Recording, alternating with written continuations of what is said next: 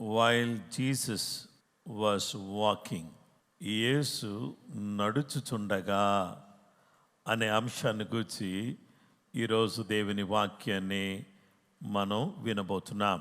While Jesus was walking. మత్తయి రాసిన సువార్త 4వ అధ్యాయం 18 నుండి 22 వరకు మనం చదువుతాం.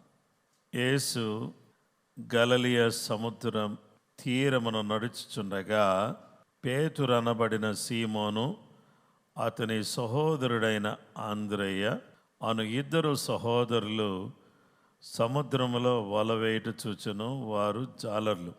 ఆయన, నా వెంబడి రండి, నేను మిమ్మల్ని మనుషులను పట్టు జాలర్లునుగా చేతునని వారితో చెప్పాను.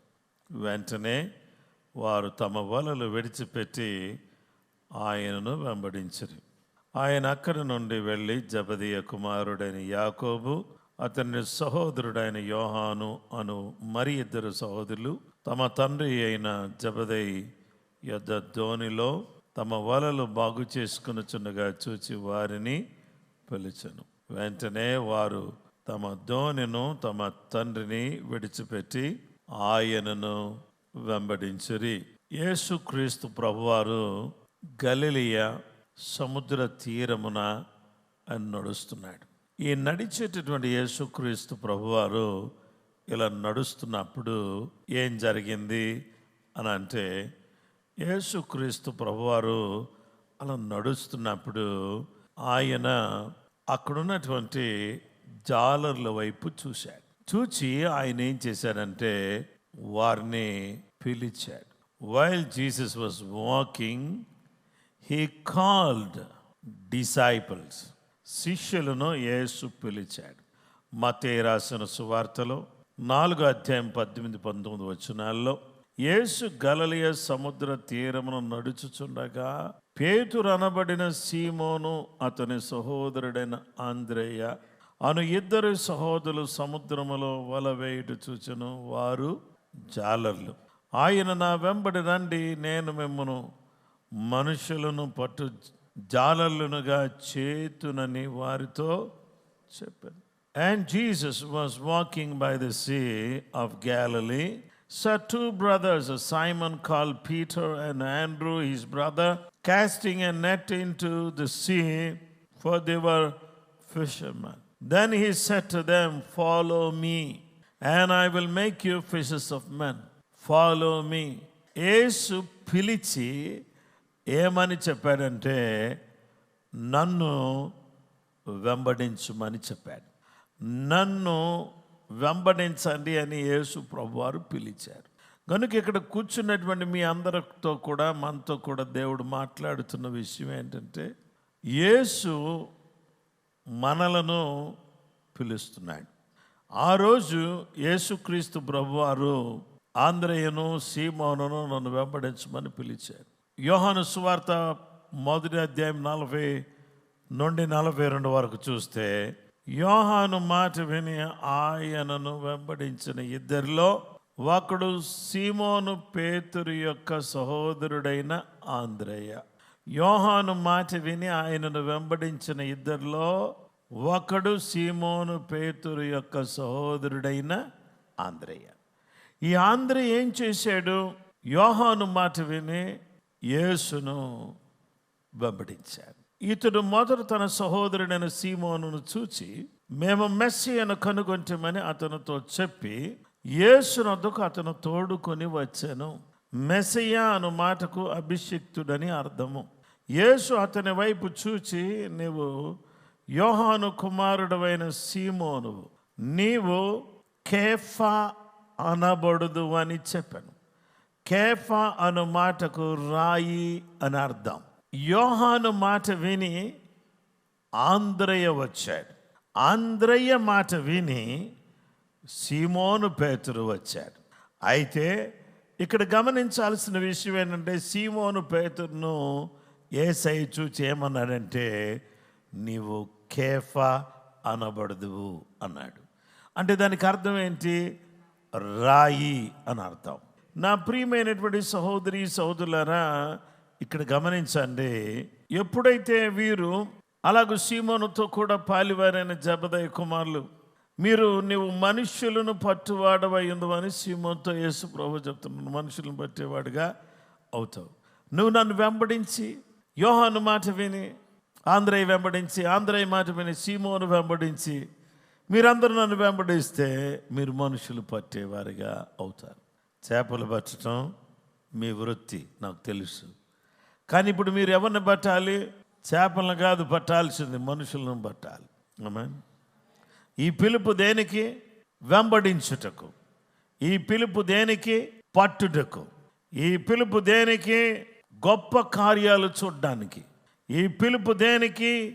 దేవునితో సహవాసం చేయటానికి. ఈ పిలుపు దేనికి? దేవుని యొక్క అధికారాన్ని పొందటానికి. ఎవరినైతే ఆయన పిలిచాడో ఆ పిలిచిన వారికి ఆయన చేసే పని ఏంటంటే, అపవిత్రాత్మను వెళ్ళగొట్టుటకును, ప్రతి విధమైన రోగమును, ప్రతి విధమైన వ్యాధిని స్వస్థపరచుటకును వారికి అధికారం ఇచ్చాను. యేసుక్రీస్తు ప్రభువారు పిలిచి ఏం చేశారంటే అధికారం ఇచ్చారు. ఎందుకయ్యా మీరు పిలిచారు అని అంటే, నేను మిమ్మల్ని పిలిచింది మీరు మనుషులను పట్టేవారిగా మారాలని. నేను మిమ్మల్ని పిలిచింది నన్ను వెంబడించేవారిగా మీరు ఉండాలని. నేను మిమ్మల్ని పిలిచింది మీరు అధికారం కలిగిన వారిగా ఉండాలని. నేను మిమ్మల్ని పిలిచింది మీరు పరిశుద్ధాత్మతో నింపబడాలని. నేను మిమ్మల్ని పిలిచింది సువార్త చెప్పుడు ద్వారా అనేక మందిని నా కొరకు సంపాదించాలనే సదుద్దేశంతో నేను మిమ్మల్ని పిలిచాను. దేవుని బిడ్డలారా, ఈరోజు దేవుడు మిమ్మల్ని ఎందుకు పిలిచాడో, ఎందుకు మనం దేవుని సన్నిధిలో ఉన్నామో అనే విషయం మనం స్పష్టంగా ఎరిగిన వారమై ఉండాలి. ఆమేన్. కాబట్టి దేవుడు మనల్ని పిలిచాడు. While Jesus was walking he called. ఇక్కడ పిలుపును చూసా. తర్వాత రెండో విషయం ఏంటంటే the commitment. While Jesus was walking he has seen the commitment of this men. ఈ కమిట్మెంట్ గురించి చూస్తే మత్తయి సువార్త 4:19-20 ఆయన నా వెంబడి రండి, నేను మిమ్మల్ని మనుషులను పట్టుజారులుగా చేతులని వారితో చెప్పాను. వెంటనే వారు తమ వలలు విడిచిపెట్టి ఆయనను వెంబడించిరి. Jesus said to them, come with me and I will teach you to catch people. ఇక్కడ చూడండి ఏమంటాడంటే, Jesus said to them, come with me, which means follow me. నా వెంబడి రండి. I will teach you to catch people. ప్రజలను పట్టడం ఎట్లానో నేను మీకు బోధిస్తా అని చెప్పినప్పుడు, at once they left their nets and went with him. వాళ్ళు ఏం చేశారంటే, యేసుక్రీస్తు ప్రభువారు పిలిచారు, వారు విడిచారు. ఏం విడిచిపెట్టారు? వలలు విడిచిపెట్టారు. వారి జీవనోపాధి వల ఉంటేనే వాళ్ళ బ్రతుకు. వల లేకపోతే వాళ్ళకి బ్రతుకు లేదు. ఎందుకని? వల వేస్తే చేపలు పడతాయి, చేపలు అమ్మితే డబ్బులు వస్తాయి, డబ్బులు వస్తే వారికి జీవనోపాధికి, వాళ్ళ బ్రతుకు తెరువు కోసం వాళ్ళకి అవసరాలు తీర్చుకుంటారు. కాబట్టి వాళ్ళు ఏం చేశారంటే, యేసు ప్రభువారిని ఎంతగా గౌరవించారంటే, they left their nets and they followed Jesus. ఇక్కడ ఏమంటాడంటే మరొక వర్షన్లో, and he said to them, come after me as disciples, letting me be your guide. మీ నా వెంట వచ్చారనుకో నన్ను వెంబడిస్తారు. ఓకే, నా వెంట వచ్చారనుకో మీకు ఎలాగ పట్టాలో నేర్పిస్తా. మాకు తెలీదా ప్రభువా, మేము పుట్టినప్పటి నుంచి ఏ సముద్రంలోనే అటు ఇటు తిరుగుతూ ఉన్నాము, మాకు తెలీదా ఎట్లా పట్టాలో. చేపలు అంటే చేపలు కాదయ్యా, మనుషులను పట్టడం నేర్పిస్తా. ఆమేన్. ఆ తర్వాత దేవుడు ఏమంటాడంటే, యేసయ్య అంటాడు, and he said to them, come after me as disciples, letting me be your guide. మీకు ఒక మార్గదర్శిగా నేను ఉంటాను, మీకు మార్గాన్ని చూపించే వ్యక్తిగా నేను ఉంటాను, గనుక నన్ను వెంబడించాను. అప్పుడు మిమ్మలను మనుషులను పట్టేవారిగా నేను మారుస్తా. At once they left their nets and become his disciples. అప్పుడు వరకు ఉన్న పార్టీ వదిలేసి చేపలు పట్టే పార్టీలో నుంచి శిష్యులు అనబడే పార్టీలోకి వచ్చేసారు. మొన్నటి వరకు వాళ్ళు ఏమన్నారు? చేపలు పట్టేవాళ్ళు అన్నారు. ఇప్పుడేమంటున్నారు? యేసు శిష్యులు అంటున్నారు. ఆమేన్. వదిలిపెడితే దక్కింది ఏంటి? శిష్యత్వం. వాళ్ళు యేసు ప్రభు వదిలేయమనలా, నన్ను వెంబడించమన్నాడు. రమ్మన్నాడు, అంతే. వాళ్ళు వదిలేశారు.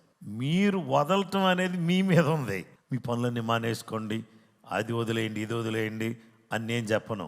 వదలాల్సింది మీరు, వదిలించుకోవలసింది మీరు. కొన్నిటిని మనంతటకు మనమే స్వచ్ఛందంగా వదలాలి, తర్వాత వదిలించుకోవాలి, తర్వాత విదిలించుకోవాలి. ఈ మాటలకు అర్థం తెలుసా మీకు? మనంతటకు మనమే వదలాలి కొన్ని, మనంతటకు మనమే వదిలించుకోవాలి కొన్ని. ఈ సాయంకాలం నేను చాలా బిజీగా ఉన్నా. సాయంకాలం అందరూ బిజీగా ఉంటారు. ఇక్కడ కూర్చున్న వాళ్ళు ఎవ్వరూ ఫ్రీగా ఉండేవాళ్ళు లేరు. మీరు అందరూ బిజీ కాదా? 100% మీరు అందరూ బిజీయే. ఈవినింగ్ ఏదో వంట చేయాలి కదా, ఇంట్లో పనులు చూసుకోవాలి కదా, మీరందరూ బిజీ కాదా? అవునండి పాస్టర్ గారు. అయితే మీరు వదిలించుకున్నారు, వదులుకున్నారు, అందుకని ఇక్కడ ఉన్నారు. స్వచ్ఛందంగా వదలవలసినవి కొన్ని, బలవంతంగా వదిలించుకోవలసినవి కొన్ని, ఇక వదలనంటే విదిలించుకోవాలి కొన్ని. విదిలించుకోవాలంటే చేతి మీద బల్లి పడిందనబ్బా ఎంత బ్యూటిఫుల్గా ఉన్నావు అంటారా? ఎవరనరు, విదిలించుకుంటారు. అలా విదిలించుకుంటే దేవుడు నిన్ను ఆశీర్వదిస్తాడు. హల్లెలూయా. దేవుని బిడ్డలారా, ఇక్కడ commitment. God is looking for the commitment. He is calling and he is looking for the commitment. ప్రతి వాళ్ళకు కూడా ఏం కావాలంటే సమర్పణ కావాలి. కమిట్మెంట్, సమర్పణ. వీళ్ళు ఏం చేశారు? వలలను వదిలేరు, సమర్పణ. కాబట్టి మనం కూడా కొన్నిటిని వదలాలి. ఈరోజు దేవుని సన్నిధిలో కూర్చున్నటువంటి మనం కొన్ని వదిలేయాలి, వదులుకోవాలి, విదిలించాలి. అలాగ నువ్వు సిద్ధంగా ఉంటే దేవుడు చాలా సంతోషపడతాడు. కొంతమంది ఆలోచన చేసి చెప్తాములే పాస్టర్ గారు, రేపు వస్తాంగా, ఎట్లనో మేము వదులుకోవాలో విదిలించుకోవాలో రేపు వచ్చి మీతో కలిసి చెప్తాంలే నాయనా అని అంటారు. వాళ్ళు అట్లా కాదు. కమ్ ఫాలో మీ అని అన్నాడు యేసు ప్రభు వారు. Immediately quick response. ఏంటో తెలుసా? వదిలేశారు. ఆలోచన ఉందా వీళ్ళకి? కనీసం బుర్ర ఉందా? వాళ్ళు వదిలేస్తారా? తెలివి ఉందా మీకు? దేవుడు దండం పెట్టుకోవాలి కానీ వాళ్ళు వదిలేయటమే రా అని చెప్పేసి అని వేరే వాళ్ళు కోప్పడరా? కానీ వీళ్ళు ఏం చేశారో తెలుసా? They have shown their commitment. సమర్పణ చూపించారు. తర్వాత quick response, quick decision. Quick response, quick decision. వెంటనే తీర్మానం చేసుకున్నారు. తీర్మానం చేసుకునేది ఎప్పుడు? కొన్ని తీర్మానాలు ఆగి ఆలోచన చేసి తీర్మానం చేసుకోవాలి. అదేంటంటే పెళ్లి చేసుకునేవాళ్ళు. మళ్ళీ చెప్తున్నా, పెళ్లి చేసుకునేవాళ్ళు కాస్త ఆగి ఆలోచన చేసి నిదానంగా డెసిషన్ తీసుకోవాలి. అది పెళ్లి డెసిషన్. కానీ ఇప్పుడు నీకు ఆఫర్ రెడీగా ఉంది. నీకు ఒకటి కొంటే 4 ఇస్తానంటున్నారు. If you buy 1 get 4. ఒకటి కొంటే 4 ఇస్తానంటున్నారు. ఆ మధ్యలో బిగ్ బజార్ కొత్తగా పెట్టినప్పుడు ఆఫర్స్ అని జనాలు ఎక్కువ వెళ్తూ ఉండేవాళ్ళు. ఇప్పుడు అన్నీ అది ఎక్కడుందో ఎవరికి తెలియకుండా అయిపోయింది. ఇప్పుడు అయితే దేవుని బిడ్డలారా దయచేసి గమనించండి. By 1 get 4. దానికి రేపు ఆలోచన చేస్తామంటే రేపు బోర్డు తీసేశారు. కొన్నిటికి ఎలా ఉండాలంటే కొంచెం అలాగో గుండెలో కొంచెం అట్లా తేడాగా ఉంది అని అంటే, నాన్న హాస్పిటల్కి వెళ్దాం. వద్దులే అమ్మా, హాస్పిటల్కి వెళ్ళి చూపిద్దాం, ఎందుకన్నా మంచిది. వద్దులే రేపు వెళ్దాంలే. కుదరదు, వెంటనే డాక్టర్ గారిని చూడాలి. ఆలస్యం చేయకూడదు. కొన్నిటికి ఆలస్యం చేయకూడదు, కొన్నిటికి ఆలస్యం చేయొచ్చు. కాబట్టి అందుకని ఇక్కడ కూర్చున్నటువంటి మీరందరూ కూడా యేసును వెంబడించటానికి, యేసు కొరకు సమర్పణ కలిగి ఉండడానికి మీరు ఆలస్యం చేస్తారని నేను అనుకోవట్లేదు. చేస్తారా? Successful people make decisions quickly and firmly. Napoleon Hill అనేటటువంటి వ్యక్తి అన్నాడు, successful people make decisions quickly and firmly. విజయవంతమైనటువంటి ప్రజలు, సఫలీకృతులైనటువంటి ప్రజలు, వారు తీసుకునే నిర్ణయాలు త్వరగా తీసుకుంటారు. ఆ నిర్ణయాలు దృఢంగా ఉంటాయి, పటిష్టంగా ఉంటాయి. Unsuccessful people make decisions slowly and they change them often. విజయవంతులు కానిటువంటి వారు, వాళ్ళు నిర్ణయాలు తీసుకుంటారు కానీ నిదానంగా తీసుకుంటారు. తీసుకున్న నిర్ణయాల్లో కూడా మార్పులు ఉంటాయి. నిర్ణయాలు కూడా మార్చేస్తూ ఉంటారు. ఉదయం ఉన్న మాట సాయంకాలం ఉండదు, సాయంకాలం ఉన్న మాట రేపు ఉదయం ఉండదు, రేపు ఉన్న మాట ఎల్లుండి ఉండదు. ఏంటంటే ఊరికే మారిపోతూ ఉంటారు, ఊరికే మారుతారు. అలా మారకూడదు. Successful people make decisions quickly and firmly. Unsuccessful people make decisions slowly and they change them often. వాళ్ళు చాలా నిదానంగా నిర్ణయం తీసుకుని, నిదానంగా తీసుకున్న నిర్ణయాన్ని కూడా మార్చేస్తూ ఉంటారు. మత్తయి సువార్త 19వ అధ్యాయం 27 నుంచి 29 వరకు. పేతురు, ఇదిగో మేము సమస్తమును విడిచిపెట్టి నిన్ను వెంబడించితిమి గనుక మాకేమి దొరుకునని ఆయనను అడుగగా, యేసు వారితో ఇట్లేనను, ప్రపంచ పునర్జన్మమందు మనిషి కుమారుడు తన మహిమ గల సింహాసనం మీద ఆసీనుడైనప్పుడు నన్ను వెంబడించిన మీరును 12 సింహాసనముల మీద ఆసీనులై ఇశ్రాయేలు 12 గోత్రముల వారికి తీర్పు తీర్చుదురు. మీకేం దొరుకుతుందని మీరు పెద్దగా ఫీల్ అయిపోతున్నారా? చెప్తున్నాను, జాగ్రత్తమైన. మీ 12 మంది ఉన్నారుగా, నన్ను వెంబడిస్తున్నటువంటి 12 మంది శిష్యులు ఉన్నారు కదా. మీ 12 మంది నేను ఎక్కడ కూర్చోబెట్టుకుంటానంటే, నేను సింహాసనం మీద కూర్చోబెట్టుకుంటా. ఇటు 6, ఇటువైపున 6. ఈ 12 మంది నాతో పాటు కూర్చుని మీరేం చేయబోతున్నారు తెలుసా? వినండి. ఇశ్రాయేలీయులు అనబడినటువంటి వాళ్ళు ఎంతమంది ఉన్నారు? వాళ్ళు 12 గోత్రాలు ఉన్నారు. 12 గోత్రాలు అంటే 12 మంది కాదు. 12 గోత్రాలు అంటే కొన్ని లక్షల మంది ప్రజలు, ఇశ్రాయేలు ప్రజలు. వాళ్ళందరికీ కూడా మీ 12 మంది ఆ 12 గోత్రాలకు తీర్పు తీరుస్తారు. లెక్క ప్రకారంగానైతే గోత్రకర్తలు శిష్యులకు తీర్పు తీర్చాలి. అందరూ వినండి, గోత్రకర్తలు ఏం చేయాలి? శిష్యులకు తీర్పు తీర్చాలి. కానీ యేసును వెంబడించినటువంటి కారణం చేత, సమర్పణతో ఉన్నటువంటి కారణం చేత, యేసుక్రీస్తు ప్రభువారు వారికి ఇచ్చే వాగ్దానం ఏంటంటే, మీరు ఇశ్రాయేలు 12 గోత్రాలకు తీర్పు తీరుస్తారు. నా నామము నిమిత్తం అన్నదమ్ములనైనను, అక్క చెల్లెండనైనను, తండ్రినైనను, తల్లినైనను, నా నామము నిమిత్తం, ఎవరి నామము నిమిత్తం? యేసు నామము నిమిత్తం అన్నదమ్ములనైనను, అక్క చెల్లెండ్రనైనను, తండ్రినైనను, తల్లినైనను, పిల్లలనైనను, భూములనైనను, ఇండ్లనైనను విడిచిపెట్టిన ప్రతి వాడును 100 రెట్లు పొందును. ఇదిగాక నిత్య జీవమును స్వతంత్రించుకొనును. నా నామము నిమిత్తం, యేసు నామము నిమిత్తం. మా వాళ్ళందరూ ఒప్పుకోవట్లేదు పాస్టర్ గారు, అందుకనే నేను డేట్ మార్చేస్తున్నాను. మా వాళ్ళందరూ ఒప్పుకోవట్లేదు పాస్టర్ గారు, అందుకనే నేను మారిపోతున్నాను. మా వాళ్ళందరూ కూడా అటున్నారు కాబట్టి నేను కూడా అటే వెళ్ళిపోతున్నాను. కాబట్టి దేవుని బిడ్డలమైనటువంటి మన అందరం కూడా ఇక్కడ గమనించాల్సిన విషయం, నా నామము నిమిత్తం అన్నదమ్ములనైనను, అక్క చెల్లెండనైనను, తండ్రినైనను, తల్లినైనను, సొంత పిల్లలనైనను, భూములైనా ఇండ్లనైనా విడిచిపెట్టిన ప్రతి వాడును 100 రెట్లు పొందుతాడు. హైదరాబాద్ వచ్చినప్పుడు బైబిల్ కాలేజీలో జాయిన్ అయ్యి వచ్చిన మా నాన్నగారు నన్ను వదిలిపెట్టి వెళ్ళిపోతుంటే, అప్పుడు నాకు ఇంచుమించు 21 years, 21 సంవత్సరాల వయసులో ఉన్న నేను ఏడుస్తున్నా. చిన్నపిల్లలుగాన స్కూల్లో జాయిన్ చేస్తే మమ్మీ డాడీ వెళ్ళిపోతే ఏడుస్తున్నారు. అట్లా ఏడుస్తుంటే ఈ వాక్యం ద్వారా దేవుడు నన్ను బలపరిచాడు.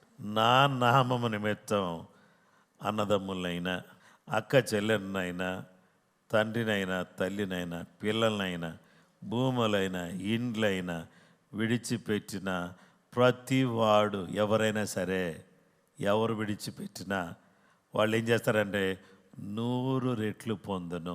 ఒక ఇల్లు వదిలిపెడితే 100 ఇళ్ళు వస్తాయి. నమ్మిన వారు హల్లెలూయా అనండి. ఒక చెల్లిని వదిలిపెడితే, ఒక అక్కను వదిలిపెడితే, ఒక అన్నను వదిలిపెడితే, ఒక తమ్ముడిని వదిలిపెడితే మనకు వందల వేల మంది తమ్ముళ్ళు చెల్లెళ్ళు దొరుకుతారు. ప్రభువు నామం నిమిత్తం వాళ్ళు ఒకవేళ ప్రభువుని ఇష్టపడని వాళ్ళైతే మనం వాళ్ళకు దూరంగా ఉన్నా పర్వాలేదు, ప్రభువుకు మాత్రం దగ్గరగా ఉండాలి. వదలాలని మాకు తెలియదు కాబట్టి ఇప్పుడు విన్నాం, రేపు చెప్తామని అంటుకుంది. కాబట్టి దేవుని బిడ్డలారా, వదిలిన వాళ్ళు ధన్యులు. ఆమేన్. 100 రెట్లు పొందుకుంటారు. 100 రెట్లు, 100 ఆశీర్వాదం. అంత మాత్రమే కాదు, పరమందు నిత్య జీవాన్ని మీరు స్వతంత్రించుకుంటారు.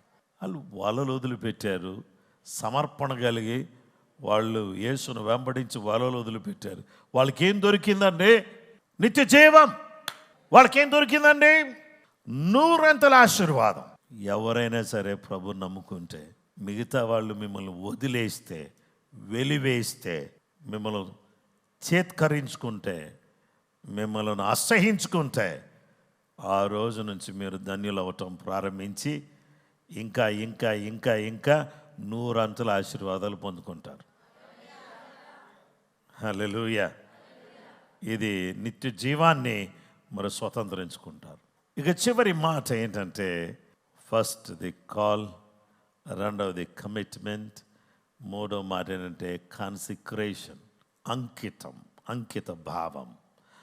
మత్తయి 4:21-22 వరకు చూస్తే, ఆయన అక్కడ నుండి వెళ్ళి జబదయి కుమారుడైన యాకోబు, అతని సహోదరుడైన యోహాను అను మరి 2 సహోదరులు తమ తండ్రి అయిన జబదయి యొద్ద దోణిలో తమ వలలు బాగు చేసుకొనుచుండగా చూచి వారిని పిలిచెను. వెంటనే వారు తమ దోణిను తమ తండ్రిని విడిచిపెట్టి ఆయనను వెంబడించిరి. దోణిను తండ్రిని విడిచిపెట్టి ఆయనను వెంబడించిరి. దోణిని వదిలేశారు, వాళ్ళ తండ్రిని వదిలేశారు, యేసయ్యను వెంబడించారు. ఈరోజు మన పిల్లలు మనకు అడ్డం రాకూడదు, మన భూములు మనకు అడ్డం రాకూడదు, మన ఇళ్ళు మనకు అడ్డం రాకూడదు, మన భార్య మనకు అడ్డం రాకూడదు, మన భర్త మనకు అడ్డం రాకూడదు. మనకున్న ఏది కూడా దోనె కానీ ఆ తర్వాత తండ్రి కానీ ఎవరు కూడా యేసయ్యను వెంబడించడానికి ఏ మధ్యలోకి రాకూడదు. వాళ్ళు యేసును వెంబడించే దగ్గర అందరూ సైలెంట్గా ఉండాలి. యేసయ్యను నువ్వు వెంబడించయ్యా, నీకు ఆశీర్వాదం ఉంది. యేసయ్యను వెంబడించు. వెంబడించేది కూడా ఎలా వెంబడిస్తావంటే, you should have a consecration. Consecration అంటే అంకిత భావం, అంకితమైపోవడం. పుస్తకం రాస్తే పుస్తకం ఎవరికో అంకితం అంటాం, పాట రాస్తే పలానా వాళ్ళకి అంకితం అంటాం, పాట పాడితే పలానా వాళ్ళకి ఈ పాట అంకితం అంటాం. అయితే నీ జీవితం ఎవరికి అంకితం? The act of dedicating yourself to the service and worship of God is called consecration. I will repeat. The act of dedicating yourself to the service and worship of God is called consecration. To make holy or dedicate to a higher purpose is called consecration. The association with the sacred things are called consecration.